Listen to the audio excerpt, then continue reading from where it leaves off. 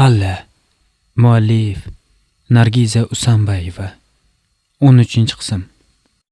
Xudo xohlasa, jilmaydi Zarima. Embrionni ko'chirib o'tkazganimizdan keyin asabiylashmaysiz. 2 hafta yotoq rejimida yotasiz. Ko'p harakat qilmaysiz. Eringiz kelgana?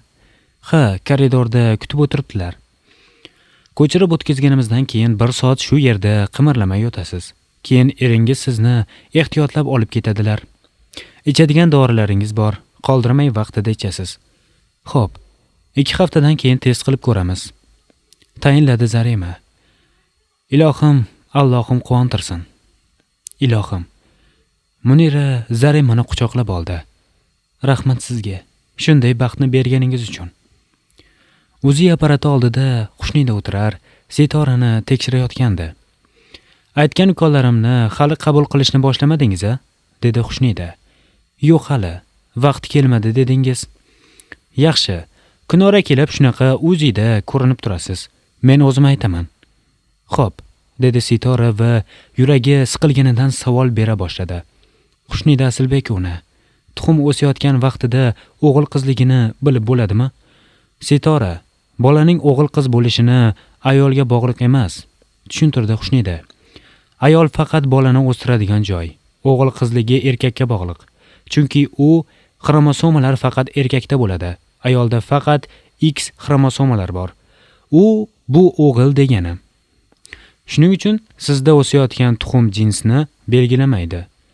Sitora xo'rsinarkan dedi. Bo'lmasa nega erlar, qaynonalar qiz tug'ishda ayolni ayblar ekan-a? Hamma ham ayblamaydi. Erkaklarga ekkaningni o'rasan deb qo'yishdi-ku ba'zilar. To'g'ri aytadi o'shalar. Ayollarning bachadoni erdek gap. Qiz urug'i qadalsa, qizni o'stirib beradi. O'g'il urug'i qadalsa, o'g'il o'stirib beradi. Bugun borib shu gaplaringizni erimga aytaman, dedi Sitora. Ayting, olib keling yonimga, o'zim ham tushuntiraman. Tursangiz bo'ladi, tabletka yozib beraman sizga. Xushnida Uzi apparatining yonida turib, stoli tomon yurdi. O'g'iljon telefonida baland qilib musiqa qo'ygancha supurgida uy supurardi. Berilib supurayotganida telefoni jiringladi. Dugonasi sanam qilayotgandi. Ha o'rtoq, qalaysan? Dedi o'g'iljon. Yaxshi, o'zing yaxshimi? Men zo'r. Uy supuryapman. O'zingchi? Sen supurgingni quchoqlab yuraver. Kuldi sanam. Bu yoqda internetda mashhur bo'lib ketganingni bilasanmi? Nima qilib mashhur bo'libman? Dedi o'g'iljon. Qo'rqitma. Internetga kirmadingmi? Yo'q, ertalabdan buyon hovli supurdim, sigir sog'dim, sut pishirdim. Endi uy yig'ishtirayotgandim. Voy, butun hamma joyda sen bilan Jamshid Nayni videosi. O'zi ham men Instagramga qo'ygan video tarqab ketibdi. Keyinchi teatrda yurganlaringni ham odamlar olgan ekan. Uy ham aylanyapti. Shu. Jamshid Nay va Munira Safayeva muhabbati tugadimi? Jamshid Nayning 2-chi xotini fosh bo'ldi. Jamshid Nay nega uylanyapti? Jamshid Nay o'zining yosh xotinini teatrga olib tushdi. Ketgan bu yog'i. O'g'iljonning chehrasi ochilib ketdi. Yo'q-e, to'yimiz bo'layotganini butun dunyo bilibdi-da. To'yimiz dahshat shov-shuv bo'ladi endi. O'g'iljon, sen ham mashhur bo'lib ketasan endi. Shunaqaga o'xshaydi. Lab lunchini yig'ishtira olmay dedi qiz. Endi meni ham qayerda yursam videoga olib internetga qo'yishadi. Ichim qizib ketdi. Bir qaray, tashla va internetga kirib Jamshid Nay deb yoz, pattillab chiqadi. Xo'p, bo'pti. O'g'iljon supurgisini qo'yib telefoniga tikila boshladi. Rostdan ham internetda turli video xabarlar tarqagandi.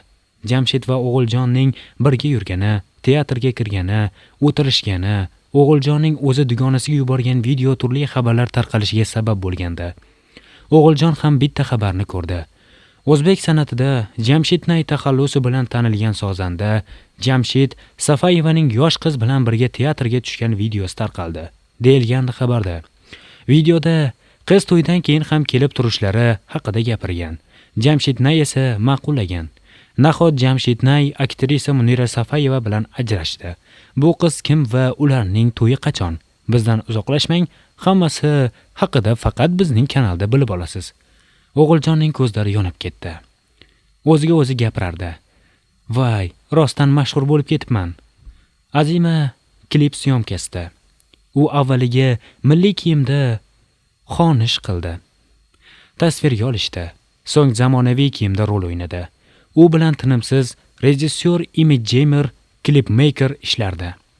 Sardor darsdan qaytayotgandi. Telefonini olib Azimaga telefon qildi. Gudok ketdi, ammo javob bo'lmadi. Sardor o'q tortdi. Nega javob bermaydi bu qiz? To'ng'illadi u. Sardor yana telefon qildi. Yana gudok ketdi. Javob yo'q. Keyin Azimaning ijtimoiy tarmoqdagi sahifalarga kirdi. Azimani klip jarayonlaridan lavhalar qo'yilgan ekan. Klip olyapmiz, gaplashishga vaqtim yo'q deb bir og'iz aytib qo'ysang bo'ladi-ku, Azima. O'ziga o'zi gapirdi Sardor. U biroz xotirjam bo'lgandi. Jamshid klinika koridorida Munirani kutib o'tirardi. Navbat kutib o'tirgan ayollar ko'p edi. Shu payt hamkasbi telefon qildi. "Alo, assalomu alaykum aka", dedi u. "Va alaykum assalom", dedi hamkasbi. "Tabriklayman uka, tabriklayman." Jamshid hayron bo'ldi. Dovdirab rahmat aytdi. Rahmat. Bir og'iz aytmabsan ham, Munira yaxshimi?" Jamshid hamon hech narsani tushunmayotgandi. Shunda ham javob berdi. "Yaxshi. Janjal qilmadimi? Nima bo'ldi? Do'stona munosabatlarni saqlab qolib, ajralishyapsizmi?" "Kim bilan? Munira bilanmi?" dedi hayron bo'lib. "Ha, Munira bilan. Ajrashyapsizlarmi?" "Yo'q, xudo asrasin", dedi Jamshid. "Klinikada Munini kutib o'tiribman-da." "Iye, o'zi rozi bo'ldimi?" "Nimaga?" "Bilmaslikka olma, pismiq", dedi erkak. "Ko'rdik, ikkinchingni yetaklab teatrga olib boribsan. To'y qachon?" "Ha, kechami? Qayerda ko'rdingiz? Teatrga tushganmidik?" "Yo'q. Internetda aylanyapti-ku. Jamshid Nay Munira Safayeva bilan ajrashib, bu yog'i nay deb." Erkakning kulgani eshitildi. Jamshidning ko'zlari ola-kula bo'lib ketdi. "Internetda aylanyapti deysizmi?" "Ha", dedi erkak. "Shunga hayron bo'lib qilyapman. Nima bo'lsa ham tabriklayman uka. Uvali-juvali bo'l. Rahmat." "Bo'pti. Xo'p." Jamshid qo'rqa-pisa internetga kirdi. Tarqagan shov-shuvli o'sha videoni ko'rib, peshonasini ter bosdi. Nafas olishi tezlashib, qo'rqib ketdi. "Kecha o'g'iljon videoga olayotganida xayolimga kelgandi-ya", dedi ichida xavotir bilan. "Mana shov-shuv. Hali buni Munira ko'rmagan." Jamshidning xavotiri kuchaydi. "Kecha aylanganimizni ayta olmagandim", dedi ichida. "Endi nima bo'ladi? Munira ko'rsa qiyomat bo'ladi. Bu internet degan balodan bir nimani yo'qotib bo'lmasa. Ana. G'avg'olar boshlandi hayotimda." Klinikaning bemorlar yotadigan xonasi. Qator qilib 3-4 ta karavat qo'yilgan. Karavatlarda embrion ko'chirilgan ayollar yotibdi. Ular orasida Munira ham bor. Sal naridagi shkafda ularning sumkalari. Muniraning sumkasi ichida rosa telefoni jiringlardi. "Yana sizning telefoningizmi?" dedi yotgan ayollarning biri. "Ha", dedi Munira jilmayib. "Negadir shu bugun javob bera olmaydigan paytimda rosa jiringlayapti. Hamshira ham kelmadi. Kelsa olib berardi telefonni. Endi 14 kun shunaqa yotarkanmiz-a", dedi haligi ayol. "Telefondan ham kam foydalanar ekanmiz." "Yo'q", dedi Munira. "Ha, mening doktorim ham aytdi", dedi ayol. "Vitaminga boy narsalar yeng, qaltis harakat qilmang, yoting, asabiylashmang", dedi. "Menga ham tayinlashdi", dedi Munira uni gaplarini ma'qullab. Shu payt Muniraning telefoni yana jiringladi. "Munira opa, sizni ishingiz ko'p-da", dedi haligi ayol. "Yana telefon qilishyapti. Erim pastda kutib o'tirgandilar", taxmin qildi Munira. "Nima bo'ldi? Yaxshi chiqdingmi?" deb qilyaptilar shekilli. "Boshqa telefon qiladigan ishlarim yo'q edi. Syomkalarim ham bekor qilingan. 1 soatlarda turishga ruxsat berishadi", dedi nargi tomondagi boshqa ayol. "O'shanda gaplashasiz endi." "Ha, shunaqa qilaman.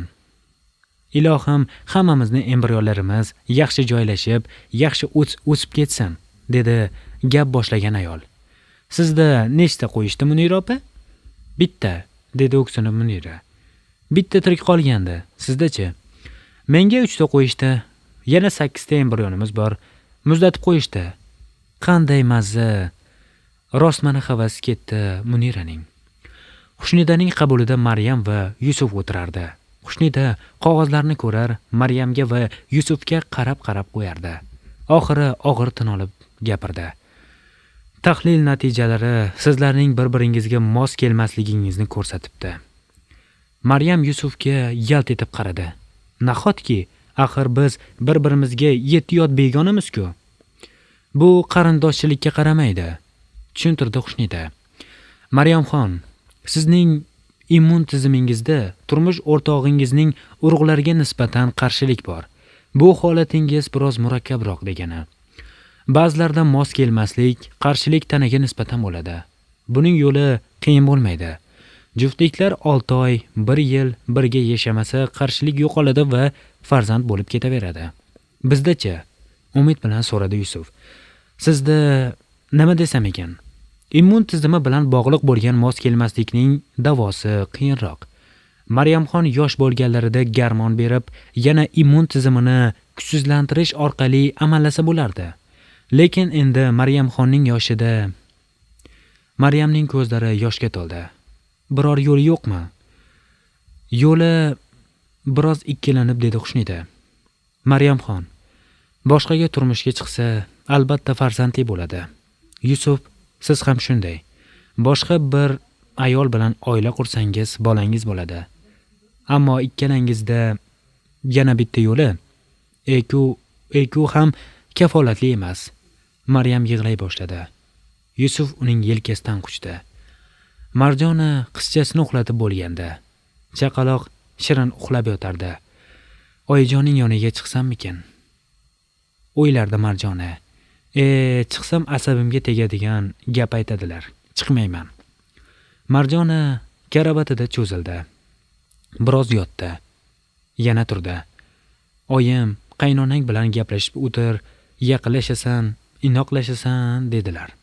Qachongacha bir-birimizdan qochib, ensa qotirib yashaymiz. Chaqaloq uxlaganda chiqaychi, zora munosabatlarimiz yaxshilansa. Marjona o'rnidan turib, qaynonasining yoniga ketdi. Jamshid Muniraning qo'lidan tutib, o'zlarining karavatiga yotqizdi. O'zi esa uning narsalarini joylashtira boshladi. 2 hafta qimirlamay yotarkanman, Jamshid aka. Endi o'zingiz xizmat ko'rsatasiz. Munira kuldi. Xo'p bo'ladi, dedi Jamshid. Menga tug'ib bersang bo'ldi. Qolaversa, Azima bor. O'zim ham Azimani uyga olib kelganimizga shukr qildim. Qorning och qolmadimi? Och qoldim, dedi Munira. Ertalabdan buyon yuribmiz-ku. Men ko'chaga chiqib biror nima olib kelay. Chiqib yurasizmi? Dedi Munira. Buyurtma qiling. Buyurtma qilaman, lekin choy qo'yib narsalarni shu yerga olib kelishim kerak-ku, to'g'rimi? Munira yana kuldi. Ha, to'g'ri. Xizmatingizdaman axir. Ikkalasi baravar kulib yubordi. Bo'pti, men u bu narsa olib kelay, dedi Jamshid eshik tomon yurarkan. Nima buyurtma qilay? Nima yeging kelyapti? Tabiiy, vitaminga boy narsalar yeng, dedi doktor. Fast food yemaysan. Ko'za sho'rva buyurtma qilaman, qalay? Zo'r, dedi Munira. Aytgancha Jamshid aka, so'mkamdan telefonimni olib bering. Boya klinikada yotganimizda rosa telefonim jiringladi. Mashinada ham orqaga tashlagan ekansiz, ko'ra olmadim. Xo'p. Jamshid Muniraga telefonini uzatdi va o'zi chiqib ketdi. Dilobar oshxonada telefoniga qarab o'tirardi. Marjona uning yoniga jilmaygancha kirib keldi. Yaxshi o'tiribsizmi, oyijon? Yaxshi, dedi qaynonasi. Meni tilla qizim uxladimi? Ha, uxlatib chiqdim. Yaxshi. Marjona biroz o'tirdi. Qaynonasiga qaradi. Dilobar telefonidan ko'z uzmasdi. Biror nima ichmaysizmi, oyi? Yo'q. Mabodo zerikib o'tirgan bo'lsangiz deb chiqqandim. Dilobar unga g'alati qarab qo'ydi. So'ng yana telefoniga tikilarkan dedi. Hozir zerikadigan zamonmi? Internetga kirsang, kunning bir zumda o'tganini bilmay qolasan. To'g'ri. Dugonamni 5 oylik nevarasi televizorda YouTube tomosha qilarmish, dedi Dilobar. Videosini jo'natibdi. Hayron qolibman. Kattalar mayli, chaqaloqlar ham hozir internet ko'ryapti. To'g'ri. Meni tilla qizim ham hademay 4-5 oylik bo'lib qoladi. atrofni kuzatadigan bo'ladi. O'shangacha yotoqxonalaringizga televizor olishimiz kerak. Marjona jonlandi. To'g'ri aytasiz oyijon, o'g'lingizga aytamiz, hozirdan qarab yuradilar, pul yig'adilar. Dilobar Marjonaga ensa qotirib qararkan dedi. Islomni boshini qotirib nima qilasiz? Tilla qizimga bobosi sovg'a qilmasmikin? Hali bobosi hech narsa olib bermadi shekilli. Dadangizga shiptib qo'ying. Endi Marjonaning ensasi qotdi. Ana oyijon, dedi o'ziga o'zi ichida xo'rsingancha. Sizning gapingizga kirib suhbatlashay dedim. Mana, o'tirib orttirganim televizor bo'ldi. Sizning cho'ntagingizga zarar bo'ldi. Koshki endi qaynonam bu gapni qo'yvorsa. Munira telefonini qo'liga olib qararkan gapirib yubordi. Voy bu namuncha hamma menga qo'ng'iroq qilibdi. Tag'in 4-5 martalab qilishibdi. Tinchlikmikin? Qarindoshlar, o'rtoqlar, tanishlar nega buncha menga ko'p telefon bo'lmasa? U hayron bo'lgancha dugonasiga telefon qildi. Alo o'rtoq, Muni bormisan? Nega telefon qilsam ko'tarmaysan? Tinchmisan? Tinchman. Odam xavotirdan o'ldi-ku, dedi dugonasi. Nega xavotir olasan? Nega xavotir olmay? Dedi dugonasi norozi bo'lib. Nega Jamshid akangning uylanishga rozi bo'lding? Munira bir zum jim qoldi. Kim aytdi rozi bo'libdi deb? Dedi keyin g'alati ahvolga tushib. Jamshid aka uylanadigan qizi bilan qo'l ushlashib bemalol yuribdi-ku. Shunga qaraganda sen rozi bo'lgandirsan-da. Qayerda qo'l ushlashib yurishibdi? Qoshlari chimirildi Muniraning. Internetga kirmadingmi? Internet portlayapti-ku, mashhur san'atkorlarga sozandalik qiladigan Jamshidnay uylanyapti deb yozishyapti. Bugun internetga kirishga vaqtim bo'lmadi, dedi Munira. Kirib ko'r. Xo'p. Munira aloqani uzib, telefonidan internetga kirarkan, ko'zlari katta-katta bo'ldi. Azima hamon klip syomkasida. Juda charchagandi. Azima, daqiqaga chetga chiqib tursang bo'ladi. Biz bu aktyor bilan ishlaymiz, dedi rejissyor. Xo'p. Azima chetga chiqqancha xo'rsindi. Sumkasini olib telefoniga qaradi. Sardor 3 marta qo'ng'iroq qilibdi. Azima o'q tortdi. O'ziga o'zi shivirladi. Sardor, namuncha telefon qilmasang, sen bilan gaplashishga vaqtim yo'q axir. Keyin gaplashsam boshimga balo bo'ladi. Azima charchagan nigohini atrofga tikdi. So'ng administratordan so'radi. Ozgina suv bering, juda chanqadim. Shoshmay turing, dedi administrator. Hozir ichsangiz, lab bo'yog'ingiz o'chadi. 2 xil bo'lib qolsa, men gap eshitaman. Juda suvsadim, dedi qiz umid bilan. Sabr qilib turing, tugatamiz hozir. Xo'p, Azima o'q tortgancha chetga o'tib o'tirdi. San'atkor bo'lish ham azob ekan, dedi o'ziga o'zi. Maryam o'ta g'amgin va parishon edi. Qizlar Xadicha va Fatima uning holidan hayron. Onajon, boshingiz og'riyaptimi? Dedi Xadicha. Achchiq choy damlab beraymi? Yo'q, rahmat, shart emas. Onajon, shokolad olib kelaymi? Kayfiyatingiz ko'tariladi. Fatima g'amxo'rlik qildi. Yo'q, yegim kelmayapti. Bugun asar muhokama qilamizmi? So'radi Fatima. Hamma o'qib bo'ldimikin asarni? Malollanib dedi Maryam. Ha, hamma o'qib bo'ldi. Bitta Shohruz hali tugatmagandi. Kecha-kechasi tugataman degandi. Yaxshi, unda bugun asarning muhokamasi bo'ladi. James Joysning Ulis asari edi. Ha, Ulisni o'qish chog'ida o'quvchi ko'p narsani tushunarsiz degan muqarrar xulosaga keladi, dedi Maryam. Ha, hatto meni o'qigim kelmay qolgan paytlari bo'ldi. Quvvatladi Xadicha. Ulis shunisi bilan qiziq asar. Uni anglash uchun tarixiy nigoh kuchi bilan teskari rivojlanishni to'g'ri rivojlanishga almashtirish kerak. To'g'ri. Men ham shuni angladim, dedi Fatima. James Joyce asarning tushunarsiz bo'lishini avvaldan o'ylab, oldindan reja qilib yozgan, tushuntirdi Maryam. Asarni tushunishga intilishimiz bizni Ulisga yana ham bog'laydi. Meni fikrlarim shunaqa ko'pki, dedi Xadicha ichi qizib. Kecha Jamol ham ichi qizib yurgandi. Demak, bugungi Ulis asari haqidagi muhokama juda qiziqarli bo'ladi. Ha, onajon, dedi Fatima jilmaygancha. Ayniqsa bu muhokamani sahifangizda ko'rgan har bir muxlis Ulis asarini izlab qolishi tayin. Xudo xohlasa, aslida ham izlab topib o'qiydigan asar. Jilmaydi Maryam.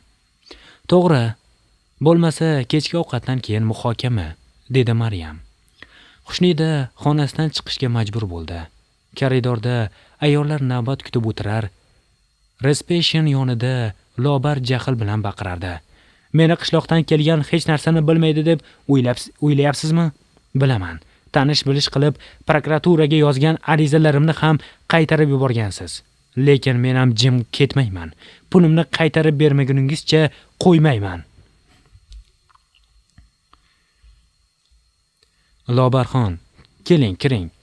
Xotirjam gaplashib olamiz, dedi Xushnida unga imo qilib. Gaplashadigan gapim yo'q siz bilan. O'zingizni bosing. Bosmayman, endi bosmayman, dedi Lobar. Qarab turing, sharmandangizni chiqaraman. Blogerlarga chiqaman, hammasini aytib beraman. Internetga chiqaraman. Qarab turing, pulimni bermaguningizcha qo'ymayman. Odamlar bu xotinga ishonmanglar.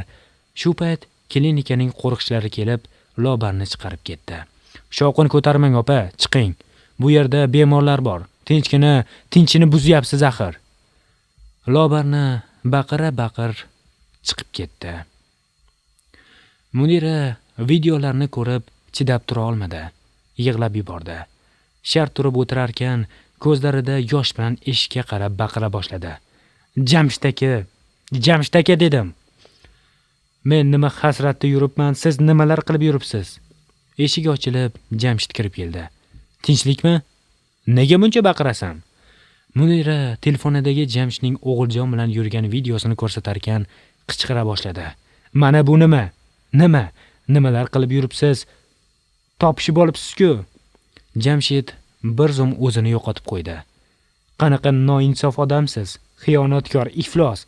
Sharmanda bo'ldim men. Munira telefonini Jamshidga qarab otdi. Jamshid ushlab olarkan, ayolini tinchlantirishga urindi. Munira, asabiylashma. O'zingni bos, tushuntiraman. Senga aytmoqchi edim. O'zi asabiylashib yurganingga aytmadim. Men o'zim bormadim, Muni. U qiz kelgan ekan. Telefon qilib chaqirdi. Qanday qilib bormayman deyman. Ha, deya olmaysiz, baqirdi Munira. Sizga yoqib tushgan. Qaysi erkakka yoqmaydi? Yosh, chiroyli ikkinchi xotin. O'zingni bos. Senga asabiylashish mumkin emas. Munira, hozir sen bolani o'ylashing kerak. Jamshid sekin kelib Munirani quchoqladi. Munira uni ura boshladi. Yaqinlashmang menga, bevafo, xiyonatchi. Jamshid uni qattiq quchoqladi. Muni, bo'ldi. Bolani o'yla, asabiylashma. Senga mumkin emas. Munira ezilib yig'lay boshladi. Jamshid uni bag'riga bosdi.